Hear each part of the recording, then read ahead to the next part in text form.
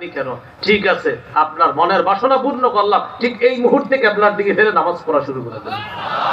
নামাজ চলাকালীন অবস্থায় আল্লাহ রাসূল সাল্লাল্লাহু আলাইহি সাল্লাম বাইতুল মুকাদ্দাস থেকে ফিরে বাকি নামাজ কিবলার দিকে মুখী হয়ে আল্লাহ রাসূল নামাজ শেষ করছেন। এই হলো কিবলামুখী হওয়া। এরপরে ওয়াক্ত মতো নামাজ পড়া। কি পড়া বলেন তো? ওয়াক্ত মতো নামাজ পড়া। সূরা নিসার 103 নম্বর আয়াতে আল্লাহ বলেন, ইন্নাস সালাতা কানাত আলাল মুমিনিনা কিতাবাম মাওকুতা। নিশ্চয়ই মুমিনদের জন্য, মুমিনদের উপর সময় মতো নামাজ পড়া ফরজ। মুমিনদের উপর সময় মতো নামাজ পড়া ফরজ। নামাজের নিয়ত করা। সহিহ বুখারীর বর্ণনা 1 নম্বর হাদিস, আল্লাহ রাসূল সাল্লাল্লাহু আলাইহি সাল্লাম বলেন, ইন্নামাল আ'মালু বিন্নিয়াত।